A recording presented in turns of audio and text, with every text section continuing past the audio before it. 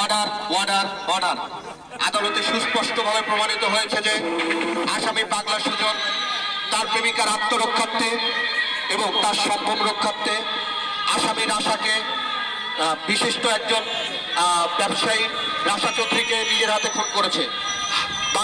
এই আদালত বাংলাদেশ দণ্ডবিধির ৩০২ ধারা মোতাবেক তাকে ফাঁসিতে ঝুলিয়ে মৃত্যুদণ্ড দেওয়ার আদেশ দিচ্ছে। আসামি পাগলা সুজন, তোমার কিছু বলার আছে? আমি আমি আমি পেশাদার খুনি ছিলাম। আমার প্রেমিকার ভালোবাসা আমার জীবনটা বদলে দিয়েছিল। তার সম্ভব রক্ষার্থে, তার জীবন রক্ষার্থে যদি ফাঁসির দৌড়ে আমার গলায় পড়তে হয়, আমি আমি হাসি মুখে সেই ফাঁসির দৌড়ে গলায় পড়তে রাজি আছি। রনার, প্রিয় রনার, আপনারা আপনারা আপনারা আমার ফাঁসির ব্যবস্থা করুন। সুজন না, আমি তোমাকে ছাড়া বাঁচবো না। সুজন, আমি তোমাকে ছাড়া বাঁচবো না।